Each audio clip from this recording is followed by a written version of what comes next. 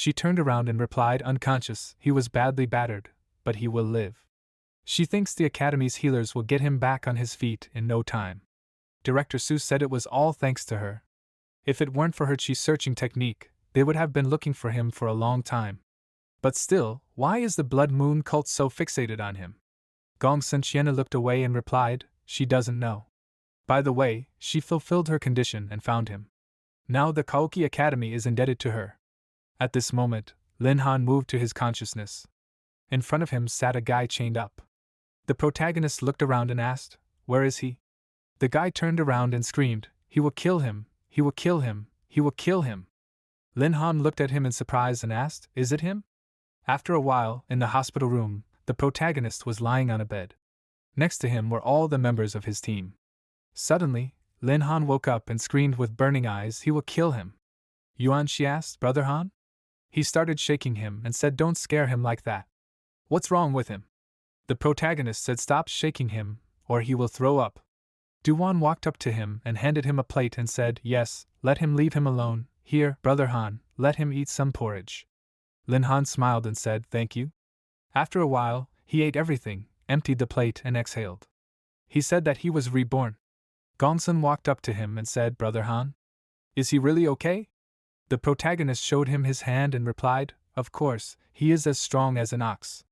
He thought about it, yes, he is fine, it's just that there is a demonic something inside him that is constantly trying to devour his mind. Horrible, it is so hard to restrain, but he must control it. It's okay, as long as he remains calm, it will not be able to escape.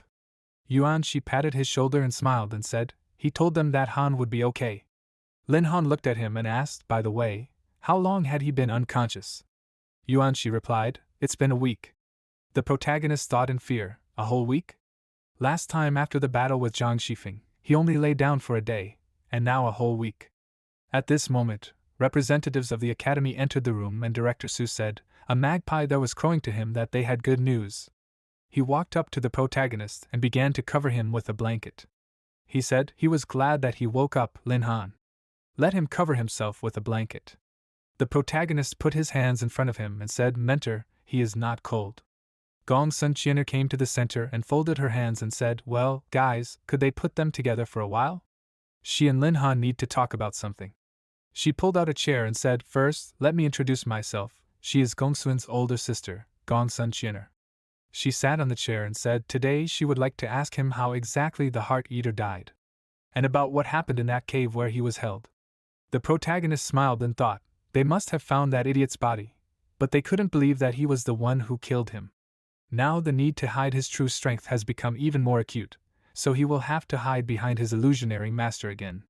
Lin Han said that he had a magical treasure with him, given to him by his master.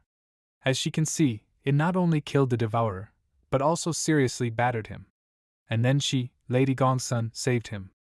She looked at him in surprise and said that a treasure capable of killing a peak master of the supreme stage must be at least legendary rank. What kind of treasure was that? The protagonist laughed and replied that he himself did not really understand anything, everything happened too quickly, and he was more busy saving his own life. He thought, let her just believe it already, his head is completely out of whack. Principal Su walked up to them and said, Lin Han just woke up, he needs to rest. Kid, this time he did something that was almost impossible for a disciple of his level, so he will ask the Academy to give him a reward for completing an SS rank quest. He will receive it as soon as he recovers. The protagonist laughed and said, thank you very much, Mentor. He is saved. Principal Su headed towards the exit and said to go. After a while, the Academy members walked along the corridor and Principal Su asked, this Master Lin Han, what do they think of this? Kui Sanqiao put his hand to his chin and said, quite a mysterious person. Gong Sun-Chiener smiled and replied, and she was more intrigued by the fact that he was not at all surprised by her presence even though he saw her for the first time. Besides, a Heart Eater is not an opponent that can be killed with just a treasure. Little Han is hiding many secrets. Director Su closed his eyes and replied, no matter what he was trying to hide from them, he was his disciple. And he was currently in their academy. He didn't believe that the Blood Moon cult would be able to lay their dirty paws on him while he was there. After a while, Lin Han woke up and stood up from his bed and stretched. Yuan Shi entered the room and asked, so he can walk already? Then let his brother treat him. The protagonist smiled and replied, "Okay, but he'll wash his face first." "He'll be there soon." Lin Han washed his face and began to wipe his face with a towel. Suddenly, his eyes widened and his blood vessels burst. He grabbed his head and thought, "Is this demonic chi?" Damn it, he thought he had suppressed it, but now, he feels like it's about to burst out. No, if that happens, the academy will just lock him in there. He's not sure if anyone will listen to his explanation, no way. Lin Han closed his eyes and thought, he needs to wait out this delusion somewhere. Yuanxi stood near the door and looked thoughtfully. He asked, "Brother Han?" The protagonist asked, "His stomach hurts, can he wait for half an hour?" Yuanxi asked, "Did he get diarrhea?" "It makes sense, he ate so much porridge after being unconscious for a week." "How is he?" Lin Han screamed, "No need to go in, he will come out when he is finished." At this moment, he was standing on the window frame and thought, fortunately, there is a forest nearby. If he releases his demonic chi there, the academy will not be able to figure out who exactly it was. He jumped out the window and thought, and then he will suppress it again with his mana. 5 minutes should be enough. At this moment, representatives of the academy were sitting in a large office with panoramic windows. A huge explosion occurred in the forest and Director Su froze. Kuei Sanqiao screamed, "Old man Su!" Gong Sunqiana looked away. Director Su asked, "Where did the cult master who could release so much demonic energy come from?" Damn it, was this cult completely out of his mind? How could they dare to attack their academy? Gong Sunqiana took a sip from her cup and asked, was he sure that this Supreme One would launch a frontal attack? The director asked, what was she getting at? Gong Sunqiana said, his message from Mongshan County didn't reach the academy after all, right? That meant that there was a cult man in the academy. However, they still couldn't find him. None of the alarms went off, so either this Supreme One was so skilled that he bypassed them all, or he was originally inside. She was more inclined to the latter option. Perhaps he would encounter a mole today. Director Su asked, by mole, was she referring to Lin Han? Gong Sunqiana closed her eyes and replied, she is not saying this, but it is worth checking. At this moment, the protagonist was sitting on the ground in the forest and releasing demonic energy. A huge energy skull was hanging over him. Suddenly, his eyes began to glow, and his whole body was covered in fiery energy. Lin Han had a large skull tattoo on his shoulder, and long hair grew. He said, horror, no, not that. Lin Han, Awakening of the Second Class. Title, Terrifying Son of a Demon. Class skills, Blood Moon Claws, Blood Moon Corruption. The protagonist's pants were torn off and red claws appeared. Blood Moon Claws. While the owner remains in demonic form, each attack that hits the target absorbs the enemy's mana. Blood Moon Corruption. Pouring demonic chi into the enemy, the owner briefly grants him an increase in strength, but at the same time, the opponent gradually loses his mind and turns into an obedient puppet. Lin Han thought with displeasure, are they kidding me, why does he need such a class? In this form, anyone would mistake him for a cult follower. Yes, he can transform back, but this transformation is very difficult. If someone notices this, it will be the end for him. At this moment, Yuanxi was standing near the toilet, his arms folded across his chest. The members of the academy came out to meet him and he said, Mentor, did he come to see Han? Director Su frowned and asked, where is Lin Han? Yuanxi pointed to the side and said, he is in the toilet. The director demanded to open the door for them. Now. Director Su opened the door and saw the protagonist sitting on the toilet with a newspaper in his hands. He shouted, what are they doing? Let them come out of there. Director Su closed the door and cleared his throat. He closed the door and said, he told them that Lin Han had nothing to do with it. He suggested that they quickly check the area where the splash occurred. After a while, the protagonist came out of the toilet and looked after them and thought, it was a relief, but it was close. If he had not managed to return, then everything would have ended. He needed to think of something, since next time he might not be so lucky.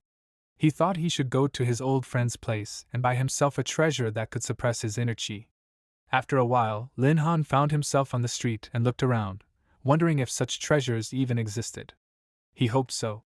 Suddenly, Gong Sunqiana appeared behind him and asked, did he decide to buy something for himself, Junior Lin Han? He turned around and asked, Senior Gong Sun? He thought, damn it, why is he so unlucky? Gong Sunqiana smiled and asked, did he decide to buy something, Junior? Okay, everyone has secrets, so she won't ask about his. At this moment, Mr. Liu came out of the building and laughed. He said, Miss Gong Sun, what a meeting, he's glad to see her. Lin Han asked, Manager Lu? Mr. Lu asked, Mr. Lin? Gongsun Qian asked, do they know each other? The manager replied, yes, Mr. Gongsun, Mr. Lin is one of their honored guests, they are always happy to see him. Gongsun Qian looked at him and asked, is that so? Then, Junior Lin, he can buy himself something, their Gongsun family will pay for everything. Let him forgive her, but she will not be able to take a walk with him, she still has business there. The protagonist looked at her and asked, but Sister Gongsun, why does she need it? She smiled and said, well, she just hopes that Junior Lin will help both the Gongsun family and her younger brother in particular if they suddenly find themselves in a difficult situation. Lin Han replied, of course, he will do everything in his power. Gongsun Qian smiled and said, that's what we agreed on. She walked forward and waved, saying not to deny herself anything, and she went. The protagonist thought that he was sure that she had guessed something, but it seemed that she was not going to give him away. Not only did she not reveal his secret, but she also promised to pay for his not-so-cheap purchase. Now he really was indebted to the Gongsun family. After a while, Gongsun Qian stood on the balcony and looked into the distance. A woman came up to her and said, Madam, her guess was correct. The Ma family really did encounter a mysterious master not far from Lin Han's house, and he was also quite familiar with Feihua. Gongsun Qian turned around and thoughtfully put her hand to her chin. The woman handed her a notebook with notes and said, Madam, may I ask, this Lin Han, who is he? Gongsun Qian opened the notebook that contained a photo and said, Lin Han is just a younger brother with some secret and unlimited potential. She turned away and threw the notebook back. She said, and Wang, let her destroy all the information they had managed to collect about him. No one should see it. Perhaps Junior Lin will be able to help out their Gongsun family in a big way soon. At this time, Mr. Lu pointed his hand forward and said, he was always surprised by his luck, Mr. Lin. What will his order be this time? The protagonist took a sip from his coffee cup and asked, Manager Lu, does he have any artifacts in Millennium that can suppress magical fluctuations? The manager walked over to the vase and turned the lid of it. The door to the cabinet opened, and he laughed and pointed inside. Manager Lu said, of course, this is quite a rare commodity, but they have everything in Millennium that a master like him might need, here. Lin Han walked inside, and Mr. Lu said, Mr. Lin, he presents to him an artifact that can completely suppress the owner's magical fluctuations. He picked up the cloth from this and said, an epic-level starstone, capable of suppressing most of the magical fluctuations, and the chi aura of its owner. The price of this, 50 million. Item improvement 10,000 times. Name, Mysterious Starstone. Divine level. Position, necklace. Description, completely conceals the magical fluctuations and chi of the owner. It cannot be detected by anything unless the owner himself wishes it. Lin Han waved his hand and said, what is needed, I will take it, thank you very much, Manager Lu. Mr. Lu replied, he is always happy to help, let him come more often, Mr. Lin. The protagonist went outside and thought, now he has a divine-level artifact. At this moment, in the dark room, the man in the robe bowed and said, reporting, his superior, the Heart Eater has died, but they have detected strong fluctuations of demonic chi in Hanyun City. The patriarch said, this idiot was more trouble than he was worth. He pointed his finger forward and said not to touch that brat Lin Han for now. It seemed like there was someone powerful behind him, someone they had to reckon with. Let them continue with their plan and bring back the demon. If they failed, they would all suffer a death 1,000 times worse than the death of a Heart Eater. The assistant pressed his fist to his palm and said, yes, his superiority, they would not let him down. After a while, Lin Han walked out of the shopping mall and thought, good, now that he has a god-level artifact, no one will be able to find out that he has something to do with the Blood Moon cult. Now he can breathe a sigh of relief. Suddenly, the team members appeared in front of him. Gongsun Lian, she asked, Brother Han, he didn't think that they wouldn't find out that he left them alone to go on a date with his elder sister, did he? The protagonist froze and asked in confusion, no, where did they even get that idea from? Let him stop, Gongsun, and let him explain everything. Gongsun Lian, she grabbed him and said mockingly, no need to explain anything, Brother Han. He suggested that the guys beat him up. Lin Han said, no need, guys, he just wanted to go to Millennium 4. The team members beat up the protagonist, which scared Du Wan. Gongsun Lian, she adjusted his gloves and said, now we can talk. Jiang Ruixin comes up to them and says that she didn't expect to see the best freshman in such a deplorable state. Gongsun Lian, she looks at her and asks what she's talking about. She says that she just wanted to say that if anyone saw the best freshman of their academy being beaten, it would greatly damage their reputation, and it's unlikely that anyone would want to enroll there after that. Yuan, she says that her character is different from Miss Feihua's. If he hadn't told him that she was her younger sister, he would never have guessed it. Jiang Ruixing ran up to him very quickly, put a dagger to his throat, and asked if he could repeat what he just said. Lin Han grabbed her hand and told her that she should calm down already. She was her sister, wasn't she? Why was she reacting so aggressively to this? She was part of her family, after all, and Feihua cared about her in her own way. Jiang Ruixing turned away from him and said that she was a genius who carried the honor and hope of her family. And her sister was just a pathetic traitor who rejected her own family. Why should she change her attitude towards traitors? A man came up to them, laughed, and said that students should support each other instead of arguing over nothing. But it was a good thing that they had gathered together. He had a small task for them. Yuan, she turned to him and asked if they would have another task. They just got back. The man says with a smile that they don't have to worry, they won't be alone this time. This mission has been prepared for the 2 strongest freshman squads. The main purpose of the mission is just for them to gain combat experience and get acquainted with the situation in the borderlands. In addition, he will be leading the mission personally, so there won't be any problems. Gong Sumlian, she says that he hopes that everything will be like this time. After a while, several monsters jump high into the air and try to climb the high wall. One of the archers who is aiming at these monsters says that they should open fire. All the archers immediately follow his order and hit the approaching monsters.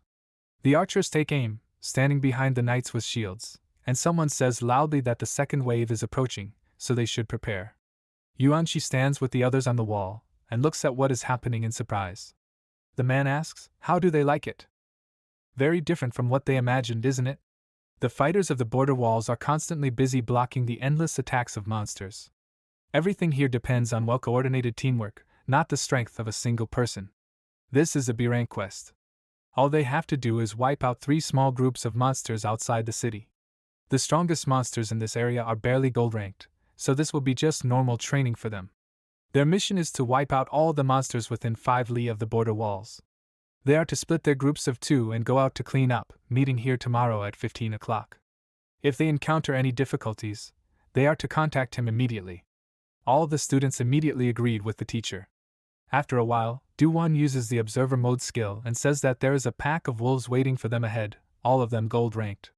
This is slightly different from what he told them. Lin Han says that it's time to get used to the fact that quest information may not correspond to reality. However, this is bad, because usually the Borderland fighters only deal with silver-ranked monsters. If these wolves reach the walls, the seniors may not be prepared for this. Duwan gets to her feet and says that she does not think they need to be afraid of gold-ranked monsters, they should deal with this. She can even handle this alone. Lin Han says that she is too active, something tells him that this will not go as smoothly as she thinks. Immediately after that, they continued on, found a pack of wolves and Duwan attacked them with a fireball. She turns around and notices several wolves attacking her from behind. She immediately uses the Ice Spike spell and defeats these monsters. After that, she leans on her staff and says that she seems to be done here. Duwan notices a huge shadow that has caught her attention and immediately turns around with a surprised look. She notices a huge wolf about to attack her, but suddenly someone lands a strong blow to the monster's head. That person turns out to be Lin Han, and with a strong blow he knocks the monster away from her. He turns around and says that she is quite skilled at switching between fire and ice magic. It is amazing. Now gold-ranked monsters are really no problem for her, but she should not forget about caution. Duwan sits on the ground and says that the monster scared her very much. She gets to her feet, notices that several wolves are running away from them and says that something is wrong here. Lin Han stands next to her and asks what exactly she means. Duwan with a thoughtful look says that after the death of the leader, the wolves should have fled to their lair, but for some reason they headed towards the snake turtles, which are responsible for Jiang Ruixing's squad. Lin Han grabs her hand and starts running, saying that they don't have time to think about it then, they have to check it out. Duwan is very surprised by this and asks him to slow down. At the same time, the girl with the staff in her hands, standing in front of the huge monster, creates a magic circle on the ground, raises her hands and uses the flash spell. Because of this spell, the snake turtle turns away from her and closes its eyes. Jiang Ruixing takes advantage of the fact that the monster was blinded and jumps on this monster with a sword in her hand. She flew very quickly next to the snake turtle's neck and defeated this monster with one blow. After that, she landed on the ground next to the bodies of the other killed monsters. The girl with white hair hugs her and happily says that she is the best commander, and she is also so soft and comfortable. Jiang Reixin is embarrassed by her behavior and tells Xiaoge that she should let her go. She turns her head and sees several huge monsters looking at them with an ominous look and says that it seems like they are not finished yet. The snake turtles have surrounded them. Xiaoge uses her magic spells and asks how dare they interfere with her getting closer to the captain.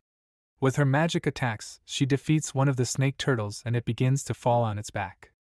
At the same moment, two monsters are about to attack Jiang Reixin, who stands still and watches this. Both of these monsters try to bite her, but she defends herself from one of the heads with her sword. The monster seriously injured her arm, and she thinks that she has relaxed too much. Xiaoge turns to her with a worried look because she is worried about her. One of the monsters took advantage of this moment and attacked her while she was looking away. She falls into Jiang Reixin's arms and says that she should leave her and run, because the two of them will not get out. In response, she says that she should stop talking such nonsense. How can a captain abandon his subordinate? Xiaoge, with a red face, reaches out to her with a trembling hand and thinks that she could not even dream of dying in the captain's arms. Lin Han ran to them and with one very strong blow, threw one monster far away. Jiang Reixin heard the loud sound of his blow and asks, "Who is it?" He comes to them and asks the younger one, "What is going on here? Can't they even deal with several snake turtles?" Jiang Reixin got angry because of this and asks who allowed him to call her like that. He shouldn't pretend to be an elder just because he knows her sister. Besides, these monsters are gold rank, so they are not that easy to deal with. Duwan worriedly says that he should stop arguing with her, they should quickly deal with the monsters. After all, there might be a lot more of them soon. Lin Han says with a smile that it will be very easy for him. Immediately after that, he grabs the snake turtle by the head and starts to spin it around. He threw the body of this huge monster at the other monsters and they were all thrown back very hard. Jiang Reixin looks at him in surprise and thinks that he just threw a gold-rank snake turtle as if it were some kind of ball. Is this really the power of a gold stage altar? Duwan asks, does he really have to brag about his strength like that? Lin Han says that the important thing is that they have finished this matter, the rest is just details. It seems that they have already dealt with the monsters, so they should report this to the teacher. Jiang Reixin's face turned red and she cried out loudly because she felt sick. She falls to the ground but Xiaoge catches her and asks the captain what happened to her. She can't just leave her like that. She notices Lin Han coming towards them and asks what he's up to. He's not allowed to touch the captain. He ignores her and thinks that Jiang Reixin's injury is not that serious. Maybe it's because of the snake turtle's venom? Maybe his forbidden level spell can help her somehow. He folds his hands in front of him and asks if she's forgotten that he's an altar? He uses a life restoration spell and says that he'll try to help her. A strong energy engulfs Jiang Reixin's body and a worried Xiaoge starts calling out for the captain. She starts to panic and asks the altar why the captain isn't getting better? Lin Han looks at her and thinks that something is wrong. He's already gotten rid of the poison, so why hasn't she regained consciousness yet? He says that his spell didn't work, so they need to call the teacher urgently. Half an hour later, the teacher came to them and examines Jiang Reixin, and Xiaoge asks what's going on with her.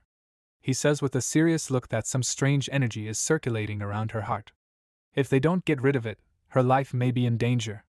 Xiaoge starts crying because of this and asks if even he can help her. The teacher takes out a small medallion and says that the medicine in the borderland is not that advanced, so they won't be able to help her here. They need to return to the city as soon as possible and show her to the specialists. This is a teleportation formation.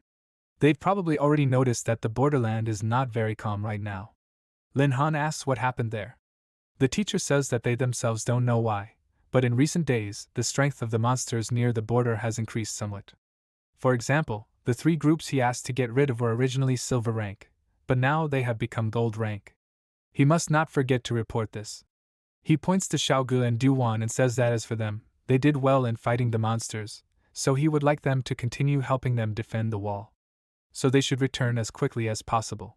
He activates the item and a magic circle appears under the students, which begins to emit a bright light. They fly away very quickly, and the teacher looks at this and thinks that he hopes that everything will be fine, but for some reason he is not calm. Some time later, in the city hospital, Lin Han loudly calls the doctor and says that he needs help.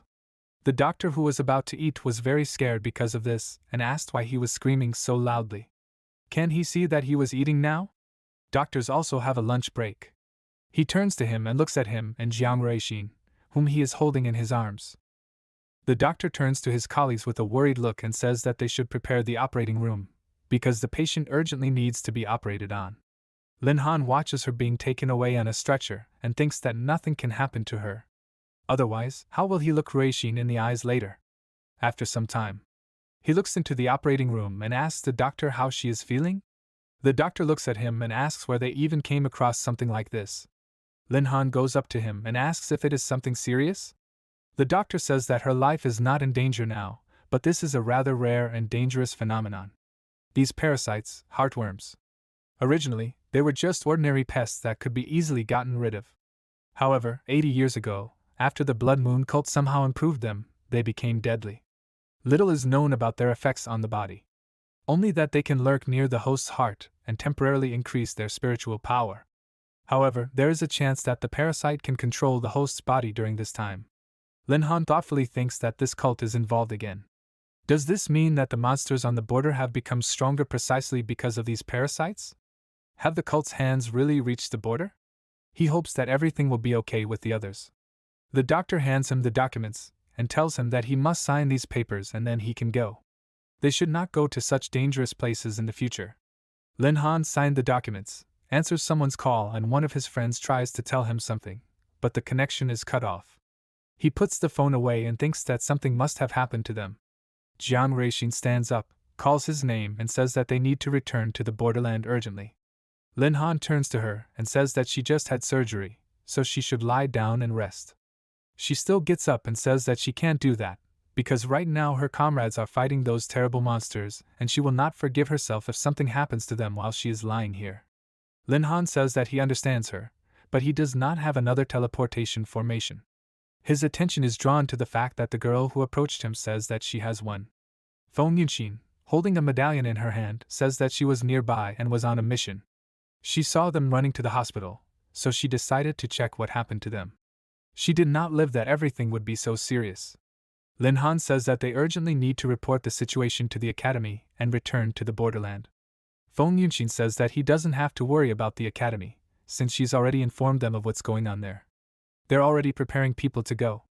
If they want to go back there, they should take her with them. She's not weak, so she'll be quite useful. They stand next to each other, activate the formation, and he says that they should go there then. After a while, they teleported into the building and Lin Han asks where they've ended up. He notices a sign and asks, "Isn't this the Mongshan County morgue?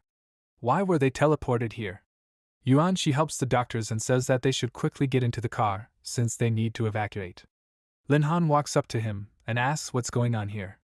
Yuan Shi turns to him and asks, "Have they returned yet?" In short, their situation is dire. The monsters of the borderlands seem to have gone crazy. The wall has been breached and Mongshan County has already fallen. He was ordered to evacuate the doctors and medical staff while Mentor Jiang, Gongsun, and Manga held off the monsters for now. Lin Han started running and said that he understood, then the evacuation was up to him, and he would hurry to the others. The girls ran after him and said that they would go with him. Yuan Shi said that they should be careful out there, because those monsters were really crazy. At the same time, several people were standing in front of a huge snake with a spear stuck in its body. Lin Han noticed this and asked, "That was Gongsun Lianshi's spear, but where was he then?" They heard loud sounds and this attracted their attention. They looked at the huge snake, which began to crawl away, and Feng Yunqin asked, "Why did that monster run away?" They noticed 3 huge monsters fighting each other. Jiang Ruixin asked, "What rank are those monsters? If they were weak, they should deal with them quickly." Lin Han says that there are 3 peak supreme rank monsters. Are they sure they want to try to attack them? She refuses and says that there is no point in trying to fight such monsters. Maybe they should go around them then? A huge monster falls next to them while Lin Han points to the side and says that they should go east then. The loud sound the monster made caught his attention, and he immediately turned around to see what happened. He grabbed Jiang Ruixin in his arms and they started to run away from the monster. Lin Han turns around and asks why those monsters suddenly decided to team up against them? Just now they were ready to kill each other. Feng Yunqin says that those monsters are too fast, they couldn't escape from them. Lin Han looks worried and says that this is a serious problem. They need to split up. He will distract the monster's attention and try to break away. They are supposed to meet at the same place later. She turns to him and says that she understands him. Jiang Reishin asks. He doesn't think of continuing to run with her in his arms, does he? Lin Han looks at her with a smile and asks, does she really not like it? She says that if those monsters catch up with him, she will die along with him. He asks, what's wrong with that? They will die together, just like in all those romance books. Feng Yunxin runs in the other direction, and Jiang Reishin loudly says that he should let her go. After all, she didn't agree to this. All three monsters decide to run after them, while Feng Yunxin continues to run in the other direction. Half an hour later, Lin Han continues to run and thinks that his stamina is quite high, so he can run at this pace for a whole day, but he doesn't think those monsters have any problem with it. If they continue to chase them like this, it will become a problem. He notices a cave in the mountain and thinks that he can try to wait there. He runs into the cave very quickly, and because of this, the monsters lose sight of him. One of the monsters notices the cave in which they are hiding and looks inside. Lin Han hides around the corner and thinks that only forbidden level spells will work against these monsters. But now he is not alone. Jiang Reishin is about to say something to him, but suddenly someone standing behind them touches their shoulders with a smile. He activates the skill and they both teleport somewhere, and because of the surprise, she starts screaming loudly.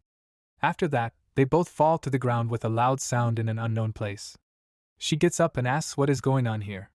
She was happy when she saw Teacher Jiang, but he immediately gestures that they should be quieter.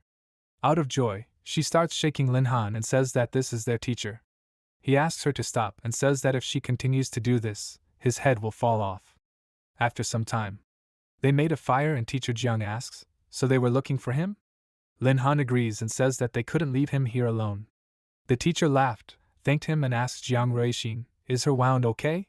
She says that she has almost recovered. The doctors removed the parasite that was poisoning her. Lin Han asks, where are Gong Sun Lianxi and the others now? What managed to happen while they were gone, and how did they end up so far from the walls? Teacher Jiang says that he needed to cover the retreat of their forces, so he went out to fight 3 supreme rank monsters at once. Over time, other monsters began to flock to him. In addition to everything, a huge worm, also of supreme rank, appeared. Although he does not consider himself weak, he was not able to cope with all of them. After some time, this worm had completely surrounded Mount Manshan, and there was only one way to retreat, to the south. He decided that the best solution would be to try to cross the border and get into the territory of the Meiji Empire. However, on the way, he again encountered those same high-ranking monsters. So he decided to wait here, and then he met them. Lin Han said that the elder Feng Yunxin came with them. They did not have time to think about a plan of action, so they had to split up with her. Teacher Jiang asks, she's a third-year student, right? Lin Han agrees and says that they agreed to meet at the same place where they split up. She's just a diamond stage wind mage. This forest is too dangerous for her, so he needs to find her as soon as possible. Teacher Jiang says that he understands him, but he doesn't think it's a good idea to go alone. Even if his true strength is close to that of a supreme stage master.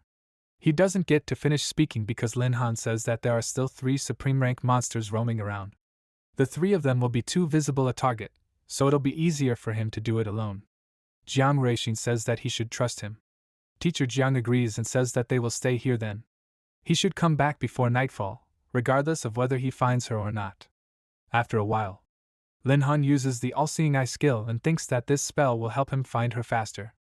He can't see anyone, but the all-seeing eye shows that Feng Yunxin's tracks end here. He calls out loudly and says that they have found Teacher Jiang. Where is she now? She opens her eyes after sleeping and asks if it is Lin Han. He immediately turns around at the sound of her voice and calls her name. He walks up to her and asks how she even thought of falling asleep in the middle of the forest. What if she was attacked by monsters? Feng Yunxin says that of course she was overcautious. Before going to bed, she set up a wind barrier around herself that carries away her scent and warns of anyone approaching within 500 meters. Lin Han asks then why didn't she notice him? Feng Yunxin says that it's simple, he didn't wish her any harm. Her barrier is only set to those who want to harm her. He says that he understands everything. They have found Teacher Jiang, so they need to return to the others. After a while, when night has fallen, they both walk through the forest and Lin Han says that she should be careful. Maybe the monsters are still wandering around somewhere. Suddenly, he raises his hand to stop her and says that he has a bad feeling. He uses the skill All-Seeing Eye, and with this skill he sees that at this moment many monsters are quickly running towards teacher and Jiang Ruixin. Lin Han runs to the cave where they are and loudly says that they are in danger because they are surrounded by monsters. Several monsters that were in his way notice him and immediately try to attack. Lin Han deals several very fast blows and defeats all of these monsters. He quickly runs into the cave after that, and Feng Yunxin wonders, where did he get so much strength from? Is this what the golden stage altars are supposed to be like? At the same time, the teacher is standing between Jiang Ruixin and the monsters, next to whom there is a man engulfed in flames. His body was covered in many wounds from fighting the monsters, and he looks at it with a worried look. Lin Han runs up to him and gets his attention by calling out to him. Teacher Jiang looks at them with a very worried look and loudly says that they should run away from here. Their opponent is a peak supreme stage master, they are no match for him. The man engulfed in intense flames runs towards him and says that he is right, they are no more scary to him than insects. Lin Han runs towards them with a very scared look and asks them to stop. He loudly calls out to Teacher Jiang, who is hit by an unknown man. A hand that appeared from the flames plunges its fingers into his body, and he loudly says that he told them to run away. He is pierced through by a hand, and he loudly says that if they interfere in the battle, they will definitely die. He starts to lose consciousness due to being badly injured, and Jiang Ruixin calls out to him loudly. She tells that jerk with a serious expression that she will kill him. Just as she is about to do something, Lin Han runs up to her from behind and knocks her out with a palm strike. Fei Yunxin is about to ask something, but he immediately hits her with his palm and knocks her out with that strike. He holds the two of them so that they don't fall and apologizes to the elder for that. Immediately after that, he gently lays them down against the wall while the burning man stands still and looks at him. The burning man asks him in confusion, why did he do that? Lin Han turns to him with a serious face and says that he did it so that they wouldn't see him kill him. The man starts laughing loudly and asks, does he seriously think he can do that? He realized the secret of his self-confidence. He heard that this loser of a heart-eater died at the hands of his master. To be honest, he didn't come here for him. His master ordered him not to be touched for a while. However, since it turned out that he himself came into his hands, there was nothing he could do. He would bring him to his master, and perhaps he would even be rewarded for it. Lin Han looked at him and said with a calm expression that it seemed that his master was still behind him. Isn't he afraid that his master would come here and kill him? The burning man said that he probably didn't know anything at all about what supreme stage masters are capable of. He controlled an entire area within a 5-kilometer radius around him, so he immediately felt how he and this girl entered the range of his control. No matter how strong his master was, he wouldn't be able to hide his presence from him. He was completely alone here. So he should stop putting on a show and give up, because that would be it for the both of them. Lin Han calmly asks why he thought he would surrender so easily to some boy courier from the cult. He is only at the initial stage of the supreme stage. Burning Man became angry because of this and loudly asks what he just said. Lin Han asks, isn't that so? Heart Eater was also their master's dog. His master killed him, and their overbearing not only did not avenge him, but also ordered them not to touch him. He does not value their lives at all. He is no different from him, they are ordinary dogs, very loyal expendable material of the Blood Moon cult. Burning Man points at him and asks, he likes to talk, doesn't he? There is no meaning in his words, because the very idea that underlies their cult is cruelty and power. Heart Eater died because he was not strong enough, it is only his fault. The others do not care about his death at all. Wait, he didn't start this conversation just to stall for time, did he? He's trying in vain, since he has nowhere to run, and his ghost master won't save him this time. Lin Han asks, by the way, since he's so confident in his victory, should he tell him his name already? The burning man laughs loudly and says that of course he's confident in it. Since he wants it so much, his name is Li Dan, the spirit tiger halberd. He should remember his name well. He runs towards him very quickly and says that he should be prepared now, because it's going to hurt. Lin Han manages to anticipate his attack and jumps up at the last moment to dodge the attack. He bounces off the rock and gets outside. Li Dan follows him and asks, is he going for a run? Lin Han thinks that if they start fighting inside the cave, they might accidentally hit the girls, so he should lure him outside. They continue to run very fast after each other and stop somewhere in the forest nearby. Li Dan asks why he decided to stop. Is he already tired or did he think that he had a chance against him? Lin Han begins to emit strong lightning around himself and says that he does not need to know about it. He thinks that they have already gone far enough, so it's time for him to kill him. Every extra second of his life is disrespect for Teacher Zhang's sacrifice. A magic circle appears under him, and he uses a forbidden level technique, Thunder Fist. Li Dan is surprised by this and asks where the Golden Stage altar got such power from. He thinks that he senses a power in it that surpasses the power of a Diamond Stage Master, or rather, it is already at the Supreme Stage. He takes out his weapon and loudly tells the revered demon god that he is his most devoted follower, and he calls on the power of hell itself. Forbidden level spell, Demon Realm. Lin Han swings his fist, into which he directs lightning and thinks that he is already familiar with this spell, since he has it too. They simultaneously rush to attack each other and strike, into which they put a huge amount of energy. Due to the collision of two such strong attacks, a huge explosion occurs, which is visible from afar.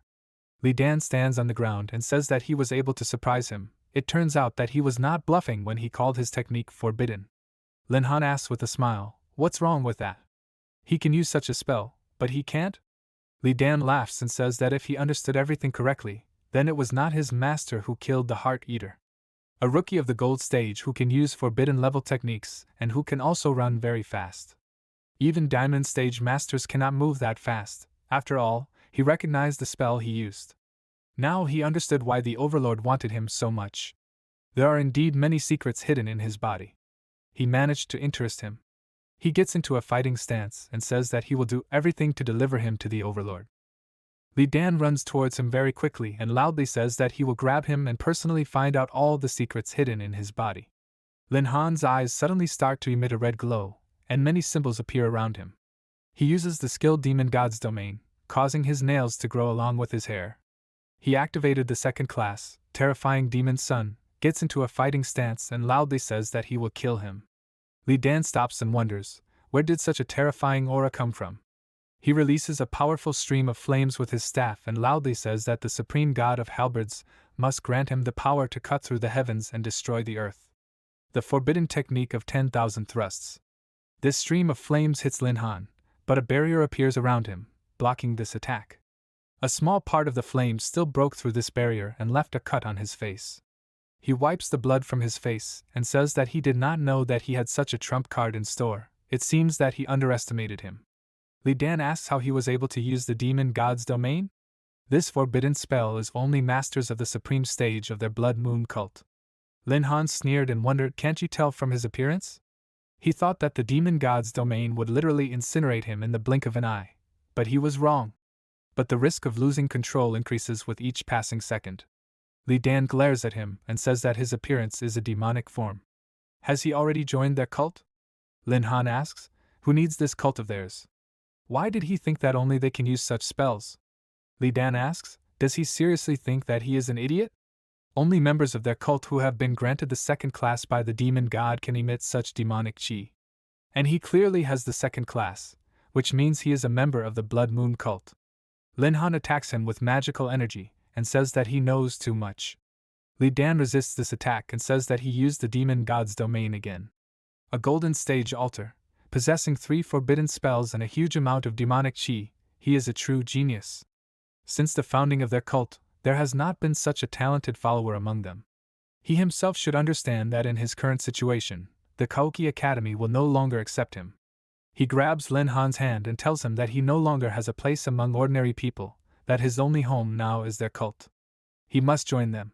He pulls his hand away from him and tells him that their cult is just a bunch of disgusting freaks who have gathered together because there is no place for such people in normal society.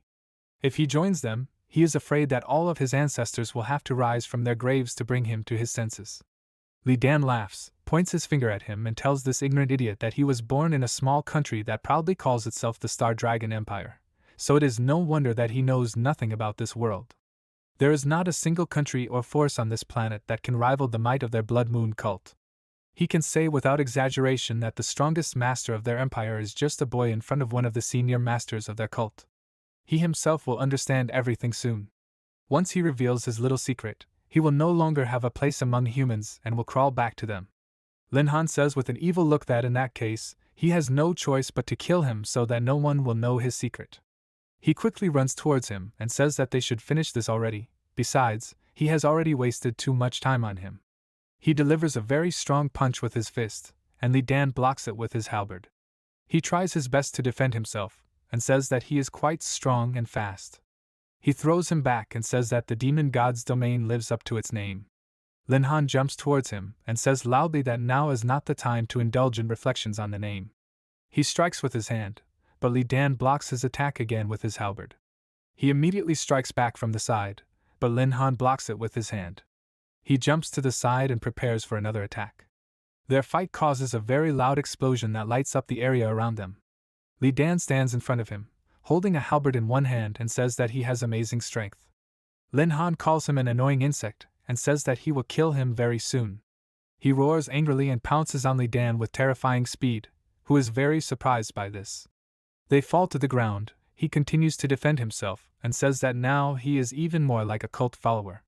He cannot run from the truth and must join them.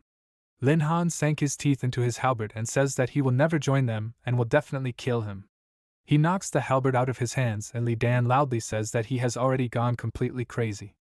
Lin Han does not listen to him, bites his shoulder, and roars loudly. He cries out in pain from this bite and loudly tells this man that he should let him go.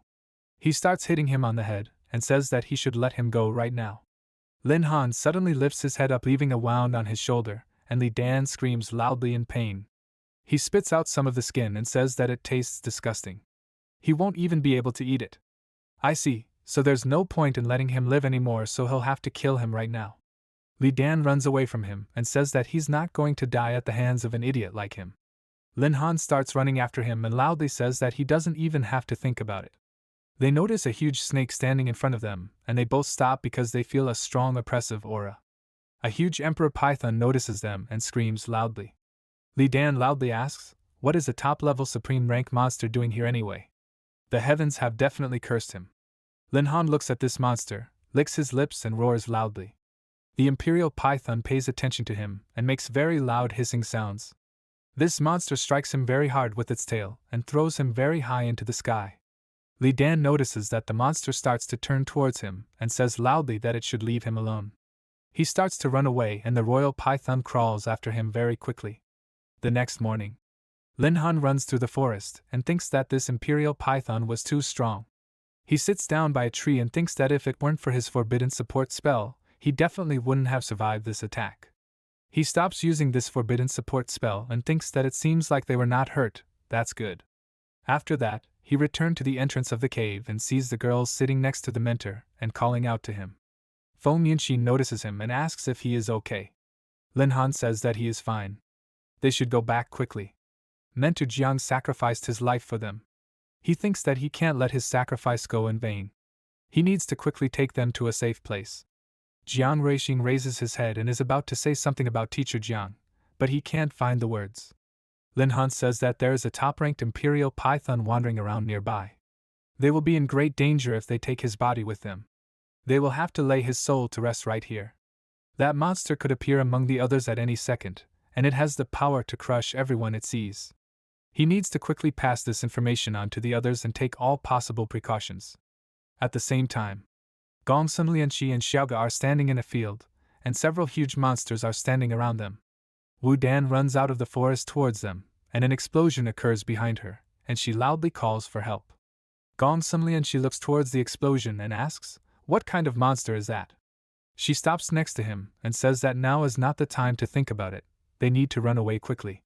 He sees the imperial python that is chasing Li Dan and says that this monster is really huge, it must be at least at the peak of the supreme rank.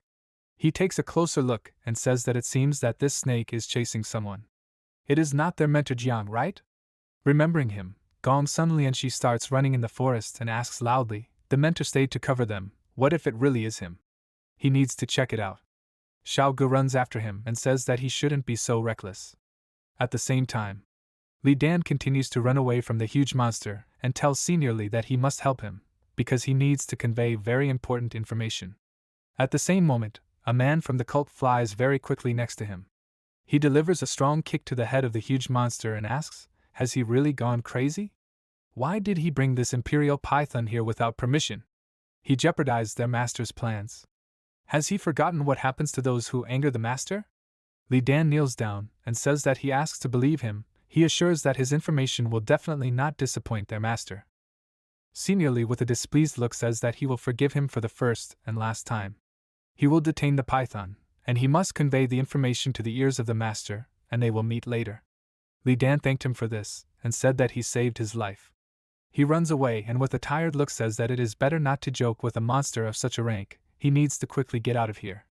Gong Sun Lianqi and the girls met him in the forest and asks who he is anyway? Li Dan says that he has exactly the same question for them. Gong Sun Lianqi tells him his name, and says that he is from the Kaoki Academy. Li Dan chuckled and asks, so they are from the Kaoki Academy? Gong Sun Lianqi asks what's funny about that. He asks, does this mean that they are acquainted with Jiang Han? He can send them to him. How do they like this idea? Gong Sun Lianqi asks what he did with their mentor. Li Dan with a frighteningly serious look says that of course he killed him. He immediately got angry at this, ran towards him and loudly said that he would kill him for this. Lin Han looks at the situation with his skill and thinks that this freak Li Dan somehow managed to escape death in the stomach of the Emperor Python. But why are Gong Sun Lianqi and the others fighting against him? He has to help them, and besides he knows too much, so he can't be let go. Jing Ruixin asks what he saw there. Lin Han turns to them and says that they should quickly return to the base and pass the information to the command. He thinks that there are no dangerous monsters nearby, so they are not in danger. Jiang Ruixin asks, won't he go with them? He says that he will go look for Gong Sun Lianqi and the others since he is a little worried about them. Feng Yunxin waves his hand at him and tells the junior that he should be careful. Lin Han takes out an artifact from his inventory and thinks that Li Dan is very strong, so Gong Sun Lianqi and the others will not be able to handle him. It's time for him to use his imbalance mask. After that, he immediately ran into the forest, and Feng Yunxin notices her looking at him and asks what's wrong with her. Jiang Ruixin looks at her and says that she still has one thing left to do. She can go ahead and don't worry about her. After that, she takes out her phone and looks at the screen. She called someone, said her name and said that if she really cares about her, she should listen to her one request. At the same time, Gong Sun Lianqi blocks a very strong strike from the halberd with his spear. He falls to the ground and Li Dan, who is holding Xiaogu with one hand, asks these pathetic losers, did they really hope that they could avenge their mentor? He points his halberd at the wounded Duan and says that he is tired of playing with them and will finish them off now, starting with her. He swings his halberd and says loudly that she will now go to her mentor. He throws his weapon with all his might, and the frightened Duan closes her eyes and says loudly that this time she will definitely be finished. At the last moment, someone caught this halberd and saved her from death. Li Dan, surprised by what happened, asks who he even is. Lin Han, who has changed his appearance, throws his halberd aside and tells this monster that he does not deserve to know this. He channels energy into his hand and uses the revival skill. Xiaogu and Gong Sun Lianqi look at him, and he asks if he is dead. Duan says that he should not talk nonsense. On the contrary, this unknown master saved them. He tells the elder that he is grateful to him for saving their lives. Lin Han turns around and says that they don't have to thank him. It would be better if they quickly leave here, and he will deal with him himself. Li Dan gets very angry because of this and loudly asks this freak, does he really think that he will let them leave? He jumps up with his halberd in his hand and loudly asks, does he seriously think that he is a hero? In that case, he will die first. Lin Han raises his hand, creates a magic circle and blocks his attack with his halberd. The disciples immediately start running away from them and Gong Sun Lianqi wishes the senior good luck. Li Dan jumps aside and says that since he can cast such a powerful spell like revival, it means that he is a support class. There is no way he can handle him, a spearman. Lin Han calmly stands there and says that he can say whatever he wants. Li Dan laughs and says that he never imagined that he would ever be seriously challenged by a support class person. He runs towards him very quickly, but Lin Han manages to draw his sword and blocks this quick strike. He pushed Li Dan away with a swing of his sword and he asks where he got this sword from. Is his name Zhang Shifeng by any chance? Lin Han says that he should stop talking, they should just get it over with. Immediately after that, they collide with each other and deal many quick strikes with their weapons. He looks at Li Dan and thinks that he is very fast, he is not that easy to catch and his defense is also high. He needs to finish him quickly, after all, the duration of the divine face will not last long. His sword breaks and he realizes that the effect of the divine face is almost over. Li Dan asks where is his real sword. Lin Han asks if he really cares that much. He thinks that he still can't find a suitable tactic to fight against him. Li Dan says with an angry expression that he is not Zhang Shifeng, but it is okay, he will get the information he needs from him anyway. Suddenly, a hooded man attacks him and kicks him hard. Li Dan slides on the ground because of this kick and says that today is such a busy day. They do nothing but climb one after another.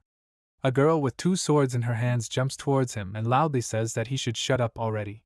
She makes many very fast strikes with her swords and throws him into the air. Lin Han looks at this in surprise and says that he is familiar with these skills and murderous aura. Li Dan holds his wound and asks who the hell she is.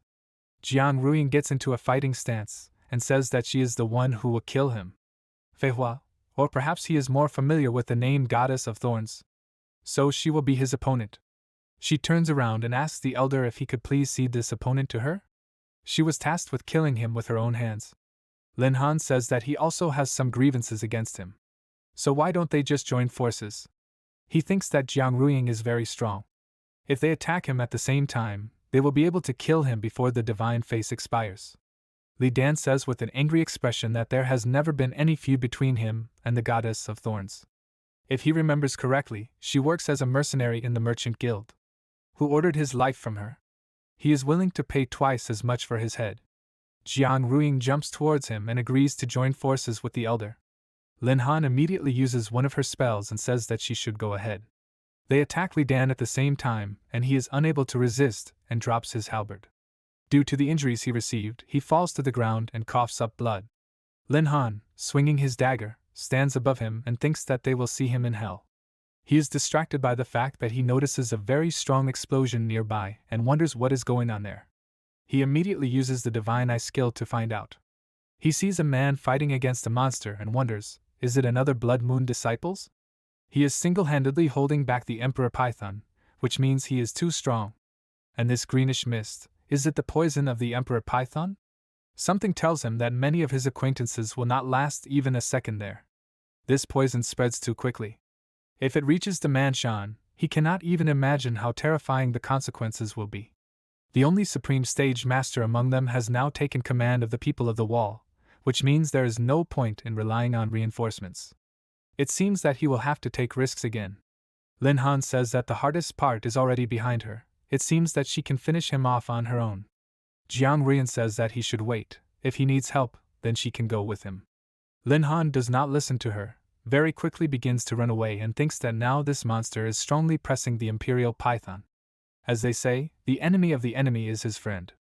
You can try to unite with the Python and drive these cult followers out of here. After some time, the man continues to fight against the huge snake and says that it must die. He creates a huge hand from magical energy and is about to attack this monster. Unexpectedly for him, his spell was dispelled by lightning.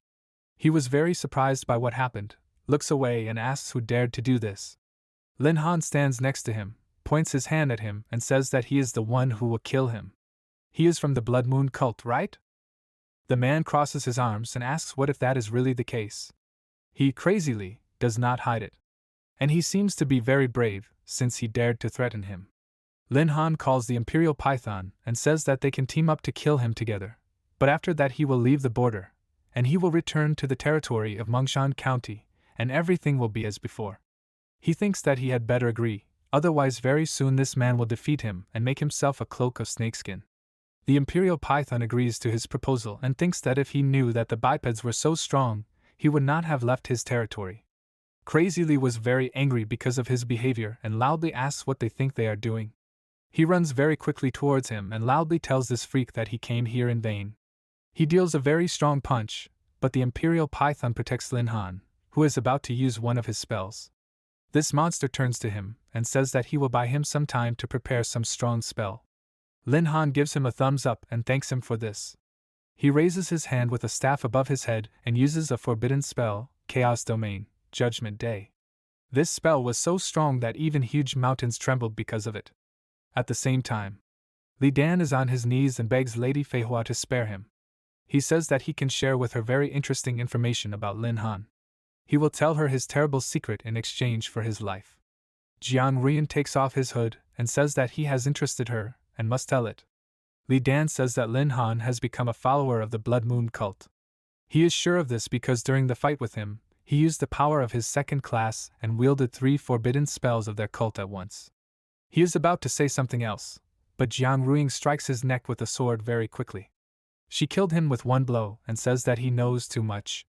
Only the dead can keep secrets. At that moment, a very strong wind blew next to her, and it surprised her very much. She looks to the side and thinks that this is the same forbidden spell that boss Lin Han used. It seems that the mysterious master ran in that direction. Could it really be the boss after all? At the same time, Lin Han sits on a throne that is located very high on the mountain that he created himself. He raises his hand and says that the trial of the sinner madly is beginning. Several magic circles appear next to him, from which chains fly out very quickly.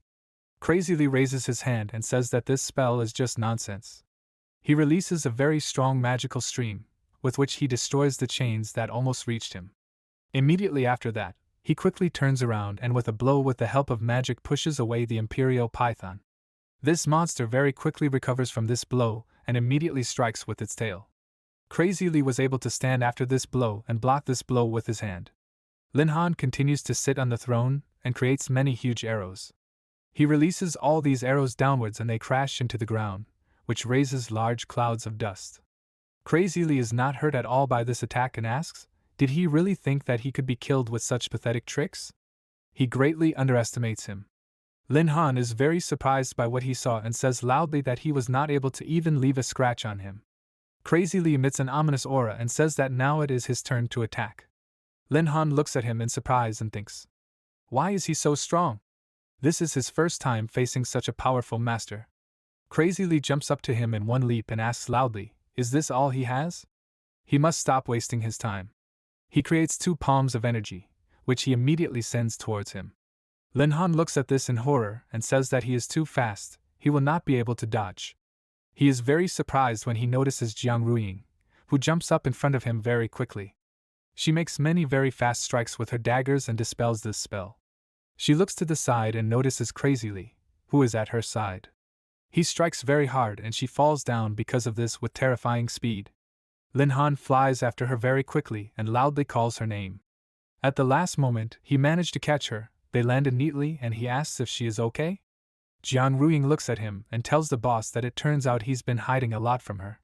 She thinks that if she hadn't seen it with her own eyes, she would never have believed that this young guy could use such a powerful spell. Of course, she knew that he was hiding something from her, but this was beyond her expectations. The Crazily floats in the air next to them and asks if they could stop bothering him already. She should tell him her name. Jiang Ruiying turns around and tells the boss that he's already had so many fake identities that she doesn't even know how to address him. Anyway, she'll have to have a thorough talk with him when they get back, right? Lin Han laughs and agrees to it, and thinks that he knew that if he used a noticeable, forbidden level spell, someone would definitely recognize him. Jiang Ruiying raises his sword hand and tells this freak that he should remember her name well. Her name is Feihua. Lin Han stops her and says that he is grateful to her for covering for him and saving him again, but this time he wants her to leave it all to him. He thinks that this Crazily is incredibly strong. He couldn't defeat him even with the help of the Emperor Python. It seems like he will have to use his demon-class spell after all. He certainly doesn't want to reveal another secret of his to her, however. He is embarrassed that Jiang Ruiying leans towards him and asks if he really wants to protect her that much. Crazily is even more angry that they are not paying attention to him and asks loudly if they have forgotten that he is here. He uses his spell and creates a huge statue out of energy and says that it is the world destroyer Tathagata. Jiang Ruiying jumps towards him and says loudly that they cannot let him complete his spell. Oe lands and says that the venerable god of shadows and assassins must share a piece of his boundless power with her. Forbidden technique falling petals. Lin Han points his hand towards him, uses the judgment skill and shoots out numerous arrows created from his energy. Crazily immediately uses a spell and creates a magic shield to defend against their attacks. Unexpectedly for him, his shield gives way and numerous magic projectiles fly past him, causing him to cover his face with his hand. Due to these attacks, his clothes are damaged and he holds his hand. Jiang Ruiying quickly runs towards him and says that they need to hurry and finish him off before he gets too weak. Lin Han senses something strange and says that she should stop. Crazily starts laughing loudly with a sly smile and says that it's too late. He controls the huge statue he just created and uses the Tathagata palm skill. He attacks with a magic palm, and Lin Han stands in the magic circle and thinks that he can't move. He should have used the power of his demon form right away. It looks like this is the end. Jiang Ruiying turns to him and calls his name with a worried look. She manages to get between him and the magical palm at the last moment, and Lin Han loudly calls her name. A very large explosion occurs due to this attack, and a badly injured Jiang Ruiying falls to the ground. He catches her and asks her with a worried look, why did she do this? She opens her eyes and says that she is glad that he is okay. Lin Han puts her on the ground, uses a healing spell, and says that he will not let anything happen to her. She can relax and just rest, and he will take care of everything else. Madly with a smug smile says that he is trying in vain, because they are both corpses anyway, so they should end this quickly. Lin Han takes on his demon form and tells the python that he should go to his territory now and never come here again.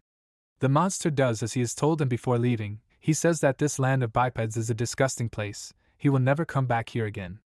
Crazily points his finger at him and says with a surprised face that he is the guy their leader was looking for. Lin Han says loudly with a frightening look that he does not care who was there looking for him. Sooner or later, he will eat every last one of their cult. He runs up to him very quickly, swinging his hand wrapped in flames, and says that he will start with him, a freak of the peak stage of the supreme stage.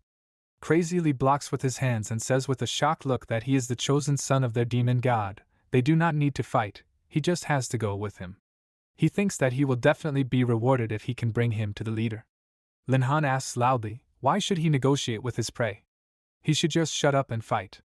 He punches the ground hard, but crazily manages to jump aside at the last moment. He looks at him in surprise and thinks that his aura has changed noticeably. For a moment he even felt afraid of him. Lin Han uses the skill Demon God's Domain, Demon Realm, and says loudly that he was so proud of his strength, he must show him what he is capable of. Crazily looks at him and says that he used 2 forbidden spells of their cult at once. Lin Han roars angrily and says that the aura of the peak supreme stage is very sweet. If he does not want to resist, it will be even better. He can eat it like this. Crazily releases a very strong energy around himself and says loudly that he received the 2nd demonic class from their venerable demon god, so he did not want to kill him, but he leaves him no choice. He uses the skill Demon Realm and his body turns into red smoke. He very quickly releases a palm made of his energy and says loudly that he must die. Lin Han laughs loudly with a wide smile and says that he smells so delicious, he should show him everything he has. Crazily looks at him and thinks that as long as he is in the blood fog form inside the demon realm, he cannot be hurt by any physical attacks. His victory is already sealed. He is very surprised when he notices Lin Han, who ran through his fog very quickly and got very close to him. He delivers a strong punch to his face and crazily, shocked by this, thinks how he was able to get it. Because of this, he fell to the ground, his demon form disappeared, and he says that this can't be, it's just an accident. He tries to create blood fog again, but it doesn't work, and he asks what's going on. Why can't he take his form, and his blood chi has also noticeably weakened. Lin Han opens his mouth wide and sucks in all the energy he is trying to use. Crazily notices this, and says loudly that it is indeed eating his chi. He has to stop, after all, he spent so many years cultivating this chi. He quickly jumps towards him and says that he told him to stop, after all, this does not belong to him. Lin Han looks at him with a frightening expression and swings his hand. He strikes very quickly and hits the crazily who was trying to attack him. He coughs up blood and asks loudly, how is this possible? He thinks that he was able to break through his defense without much effort. Lin Han pulls out his hand and his very badly injured opponent falls to the ground in front of him.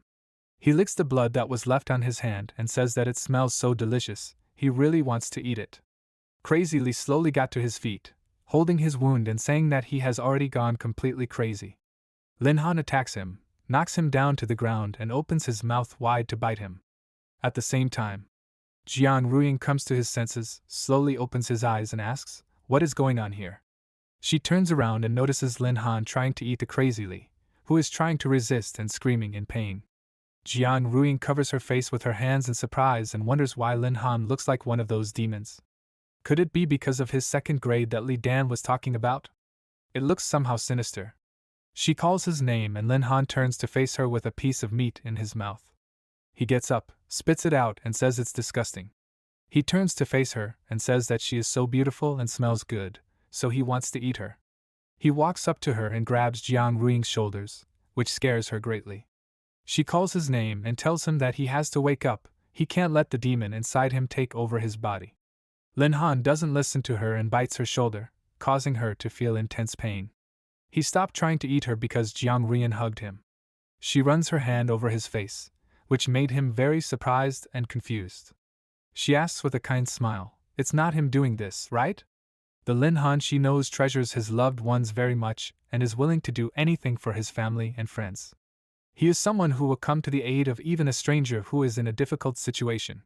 She will never believe that such a person can voluntarily hurt a loved one. He should not forget that he is the only altar who has reached the golden stage. He is a true miracle of this world and a living legend. He is also her only friend. Jiang Rian kisses him on the lips and tells him that he should come to his senses. Immediately after that, Lin Han was able to regain control of his body and was very surprised when he saw the blushing Feihua standing in front of him. Suddenly, he feels a very strong headache and tries to cope with it. Jiang Rian grabs his hand and asks with a worried look, so he woke up. Lin Han holds his head with his hand, pushes her away and says that she should run, because he can't control himself. She wants to object, but he immediately interrupts her and says loudly that she can't help him anyway, so she should leave now. Jiang Rian is about to leave, but still silently looks at him with worry. She starts to run and thinks, how can she leave him alone in this state? She will just run away from him and watch. She believes that he can handle it. Lin Han looks at the magic mark that is flaring up on his hand and says loudly that he knows that he can hear him. He must come out to talk, otherwise he will just kill him along with himself. Immediately after that, he is transported to an unknown empty space and the demon says that he was so happy when she kissed him. Why didn't he eat her then? If he ate her, they would become one. Wouldn't it be wonderful to be together forever? Lin Han refuses and says that he will never hurt her. The demon extends his hand to him and asks why he is resisting it. If he accepts it, he will soon reach the saint stage, and from there it will not be far to the top of the entire world. Does he really not care at all? Lin Han says that he does not care and does not need shortcuts. He is just an echo of his mind poisoned by blood qi. He suppressed it once, so he can do it again. The demon starts laughing loudly with a frighteningly wide smile, and says that he is too arrogant. Compared to him, he is just a pitiful weakling. So why should he even listen to him? He is the one who should listen to him after all, he is stronger. Lin Han starts releasing lightning from his hand and says that he is bragging about his strength, but it is nothing to him. He can erase him with one wave of his hand. The demon jumped aside and said that he was just lying. Lin Han continued to create lightning with the magic circle and said that he didn't care whether he believed him or not. Since he was so eager to get his body, he would simply destroy it. In the end, they would both be left with nothing, but he would be completely satisfied with that. The demon was very scared of this and loudly asked, "Is he crazy? In that case, he will also disappear, isn't he afraid of that at all?" Lin Han tells this idiot that of course he is afraid of that. But he is more worried that it might actually take over his body and start doing evil things. He doesn't want to watch all this chaos without being able to stop it, so he would rather destroy their shared body in advance. The demon says loudly that he doesn't believe it, because all people are afraid of death and he is no exception. Lin Han continues to use his spell and says that there are living people who are lighter than a feather, and there are dead people who are heavier than Mount Taishan. So he will do this to get rid of him once and for all. The demon reaches out to him with a frightened look and tells this crazy person that he must stop. Lin Han doesn't listen to him and is currently hit by a very strong lightning bolt. Jiang Ruiying was very scared because of this, worried about him and loudly called his name. Both of them were hit very hard by this spell and the demon said that he was really crazy. How could he use a forbidden level technique on his own body? He should stop immediately, because next time will be the last. Lin Han asked with a serious expression, how can he stop when he, a pitiful fragment of his consciousness, is so resistant and wants to kill everyone? He only has two choices, give up or die with him. The demon looked at him with a serious expression and said that he should not force him. Lin Han was about to hit himself with lightning again and loudly said that he either gave up or died. The demon was very scared because of this and said that he gave up.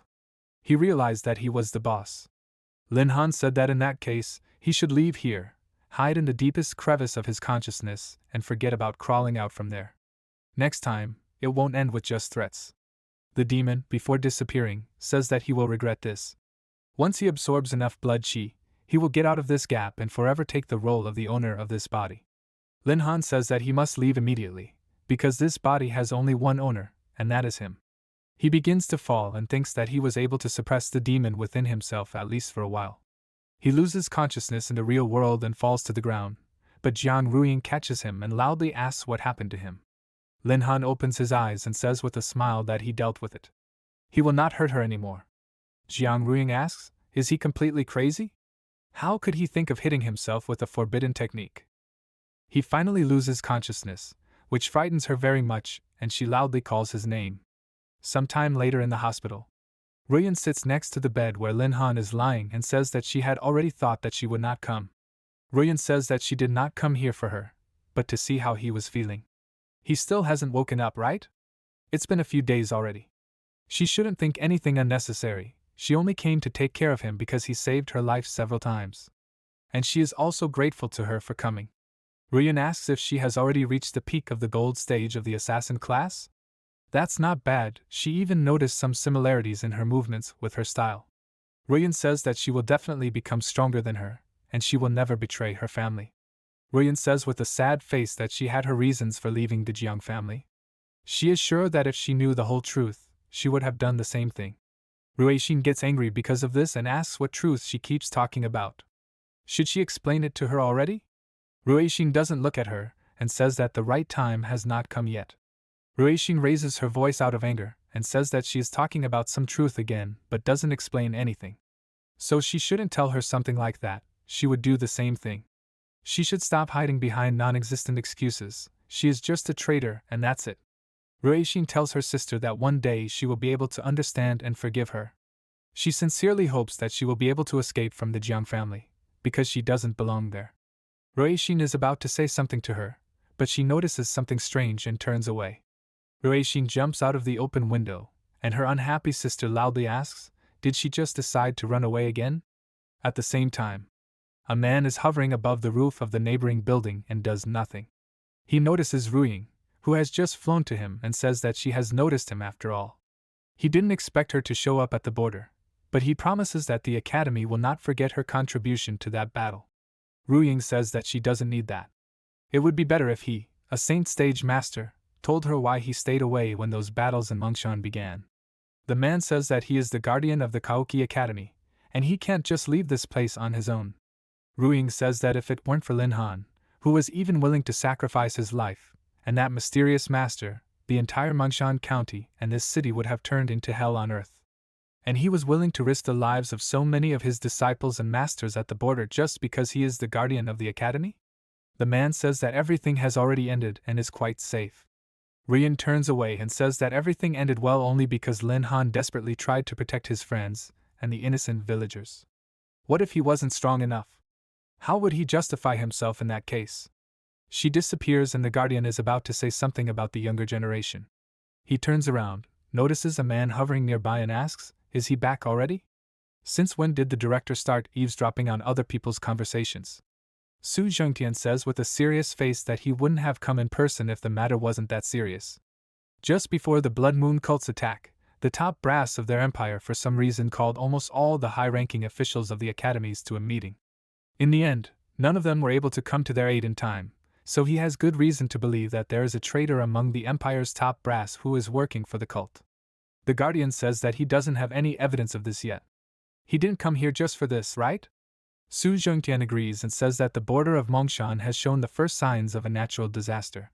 The guard turns around, looks at the mountain nearby and says that the border will probably be very busy soon. After some time, Lin Han comes to his senses and says that he apologizes for making them worry. A very happy Du Wan hugs him and says loudly that he has finally woken up. He is very surprised. Has he really been unconscious for a month? He thinks that last time he was unconscious for a week, and now for a month. This is terrible. He should be more careful. Gong Sunlianshi agrees and says that he was brought here barely alive by the elder Feihua. The doctors tried for a long time to bring him to his senses, but he was in no hurry to wake up. Lin Han blushed deeply because he remembered her kissing him and thought that the situation back then was an emergency, but the fact remains that he kissed her. So how should he act around her now? What is he even thinking? He tries to collect his thoughts with a worried look and asks something about Rian. Duwan raises his hand and happily says that she heard that Senior Feihua has returned to the army. That time, she only came back to help with the situation in Mongshan. Lin Han thinks that it's good that he doesn't have to explain himself to her right now, but the next time he sees her, he simply has to thank her and apologize. He notices something strange and calls the boys over. He looks at them and asks if he's imagining it or if they've really changed a little. Duan asks happily if he's noticed it after all. She's a gold stage mage now. Yuan Shi looks away, laughs and says that he has reached the peak stage of the assassin class gold stage. Gong Sunlian she says with a big smile that he is at the spearman gold stage. Ting Xin she says with a smile that he is slightly behind the others, he is a little short of the gold stage. Lin Han is very happy with what they said, gives a thumbs up and says that they did a great job. He thinks that he feels like he hasn't been lying down for a month, but for several years. They are cultivating too quickly. Gong Sunlian she tells the captain that they are very happy that he has finally come to his senses. Since their entire team is here, they will be able to participate in the 5 Great Academies tournament. Lin Han doesn't know about this and asks what kind of tournament this is. Yuan Shi says that each academy will field a team of 7 participants. Moreover, 5 of them must be freshmen and only 2 must be seniors. If they can qualify and even win, the academy will allocate 20% of all resources to them for a whole year. Gong Sunlian she says that he wouldn't really count on winning the tournament itself, but they can definitely take one of the first places. Lin Han thinks that 20% of all the academy's resources is a pretty good offer. He asks, then what are they waiting for? They need to quickly enroll there. Duan laughs happily and says that he doesn't have to worry about it, because they already signed up a long time ago and were just waiting for him to recover. Chiener comes into the ward and says that they heard rumors that their hero has finally woken up and they came to check on him. He looks good. Ji, who came in with her, says that he is glad that he has gotten better. Lin Han happily tells the seniors that they have come just in time. He thinks that their missing team members have arrived. They are confused by his reaction and do not understand what is happening. He happily calls them by name and says that they have a big deal coming up here that will bring in a lot of money. Would they like to participate in the tournament? Ji asks thoughtfully, is he talking about the 5 Academies tournament? That sounds interesting. He thinks that resources are never too much, they can try to participate. Chiener agrees and says that the offer is really worth it, but she was so worried about him while he was unconscious that she did not even dare to leave the academy grounds. If he joins her on a shopping trip at least once, she promises that she will think about it carefully. He agrees to it, right? Lin Han says with a determined expression that he agrees to it and will do his best. Lianxi immediately destroyed his determination by saying that shopping with his sister is a real challenge, but he must try hard for the sake of their participation in the tournament. After a while, 2 nurses say that they are very happy that he has recovered, he should take care of himself. Lin Han waves to them with a smile and says that he is grateful to them. He covers his face with his hand and thinks that he really should take care of himself so as not to lie here anymore. He goes outside and is surprised when he sees Chiener waving at him and saying that she is here. Lin Han is a little embarrassed and says with a smile that she looks great. She asks with a smile, did she not look so good before? Alright, she will not tease him. After all, he has just been discharged from the hospital a hero. They had better celebrate his recovery. Lin Han walks with her while passers-by look at them and says that this is not some big event to celebrate. He looks around with a tense face and wonders why he has the feeling that someone is watching him. This irritates him a lot.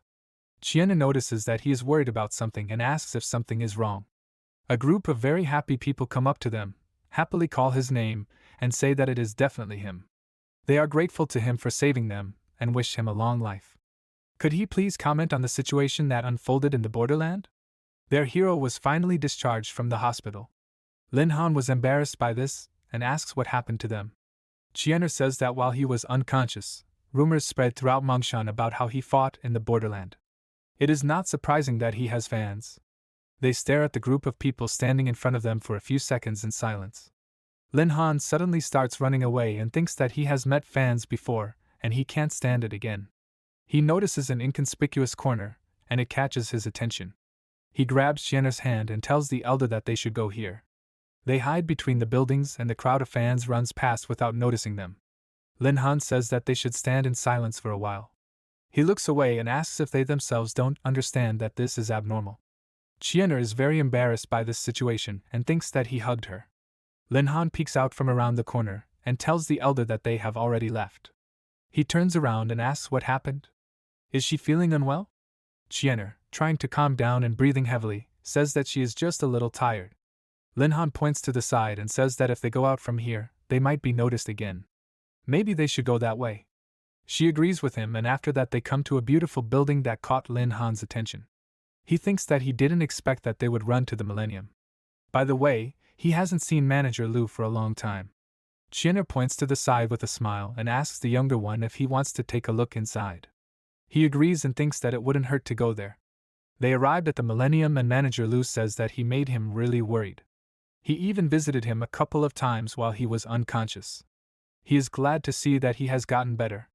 He points to the entrance of the office and says that they can go in. Lin Han says that he knew that he would be worried about him, so he came here as soon as he woke up. The doorman standing at the entrance asks his colleague, "Why is the master so polite to this guy? He doesn't look like some kind of powerful master." The guy immediately took out his phone and asked this idiot with a surprised look, "Does he really not know who Mr. Lin Han is?" He shows him the news and the surprised guy asks, "Is this the hero?" Manager Lu says that he offers them a legendary rank weapon, the Tiger Spirit Halberd. This treasure was brought to them by Feihua. Lin Han looks at this weapon with a surprised expression and thinks that this is what that demon seemed to call himself. So, Ruyan did not spare Li Dan and simply killed him. It is logical that she took the trophy. After all, she loves money very much. Manager Lu asks, "Did he like it?" He can offer him a good discount. Lin Han says that he does not need it. Manager Lu takes out a small envelope and says that Feihua asked him to give him something. He took the envelope, opened it, and saw a map with something marked with a cross on it. Lin Han said with a surprised look that it was outside Mongshan County. Maybe an anomaly formed there because of their battle with Crazy Li? When did she give him this envelope? Manager Lu said that she did it almost a month ago. Lin Han said with a very surprised face that this was very bad. If his guess was correct, then a natural disaster could appear there any day now. After some time, on the huge wall that surrounds the city, Lin Han uses a skill to change his appearance and runs very quickly behind the backs of two guards. He abruptly jumps off this wall and flies down. One of the guards asks, "Did he say something?" The second guard says no, he thought he said it. Lin Han runs through the forest very quickly and uses the Divine Eye skill. He sees a large flame in the distance and says that he found it. He thinks that fortunately, the natural disaster has not yet had time to appear. Apparently, no one has had time to notice the incipient disaster yet. That's great, he will wait until it activates and take the source for himself. He jumps down, and his attention is drawn to the fact that someone asks the master, "Is he sure that this is where the natural disaster will appear?" Lin Han hides behind a rock, and the man standing above says that there was a battle between two very powerful masters who did not hesitate to use powerful forbidden level spells. There can be no mistake. He calls the girl next to him Exiner, and says that he does not understand why she would go so far for this guy. The 10th realm is the ceiling for the altar. There is no need for her to expose herself to such danger for a ghostly chance to strengthen it. She tells the master that she just wants to fulfill her younger brother's dream, that's all. Besides, didn't he say that an altar that was able to reach the gold stage appeared in the Star Dragon Empire? She also heard rumors that this guy is very strong. So she believes that her younger brother will also be able to enter the elite of the younger generation of their Meiji Empire someday. Lin Han continues to hide and thinks, when they talk about the Golden Stage altar, do they mean this? The master says with a surprised face that they don't know whether this Golden Stage altar exists or not, it's just rumors from another empire. In the long history of their Meiji Empire, there has only been one powerful altar born who could reach such a level. Altars don't just stay at the silver stage for nothing. Their transition to the next stage is called the path of death, because the chance of dying during the transition is too high. Why take such a risk? Lin Han thinks he agrees with him. If he hadn't improved his attributes 10,000 times, he would definitely have died. Exiner says that this is her younger brother's dream, she just wants to help him achieve it. But he doesn't have to worry.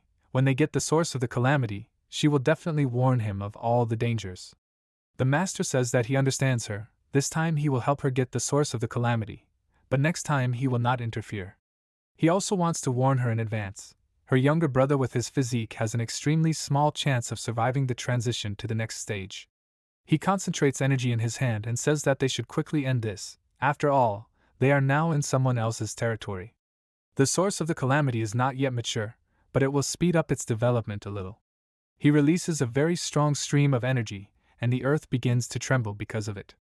Lin Han looks in surprise as the rocks next to him begin to rise and says that this old man really pushed the development of the source.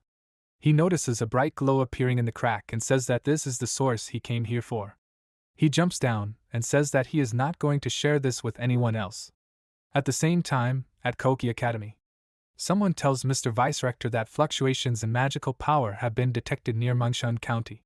Judging by their amplitude, they were caused by forbidden-level spells. The keeper loudly says that they must immediately pass this information on to the security department, and also notify all the disciples and masters in the border area to evacuate the residents of Mengshun County. The master and his disciple also go down, and he says that this is the first barrier of the source of the natural disaster. She will not go further, because the source can get out of balance and explode at any moment. She can leave this to him. He is very surprised when he notices a person who flies past him very quickly and asks who is that. He must stop immediately. The master thinks that she did not even notice his presence. Lin Han punches the barrier and loudly tells this crazy old man that he is the one who should stop. If he continues to tease the source, he will destroy everyone nearby. He destroys the barrier and says that besides, this source belongs to him, and he is not going to give it to a guy who shifted the responsibility for his cultivation onto the shoulders of his sister and her master. Exiner, looking displeased, loudly tells this thief that he should stop. This source belongs to them and he should not steal the fruits of someone else's victory. Lin Han does not listen to her, swings his fist, into which he directs fire energy, and asks who told them that he is stealing someone else's? This source originally belonged to him, so they are the only vile thieves here and he is not going to continue this pointless argument. He destroys the barrier, and the man loudly says that he must stop. This place begins to collapse and he tells the disciple that this place will soon be destroyed, so they cannot stay here. Lin Han walks up to the source of the disaster and says that he has finally found it. He stretches out his hand and says that it will now belong to him. Someone attacks him with a beam from behind and he turns around abruptly because of this. Lin Han manages to dodge this attack and asks loudly, did he decide to attack from behind? He uses the divine eye skill to find the one who did this and says that he is not surprised at all that this crazy old man did it. Since they could not deal with him openly, he decided to attack so sneakily? He is very surprised due to the realization and says loudly that this is not so. He was aiming for the source. If he damages the integrity of the source of the disaster, then everything here will blow up, and it will be the end for him. He quickly reacts to this and uses a forbidden-level technique, Thunder Fist. He uses lightning to try to stop the magical attack of this master who is standing above.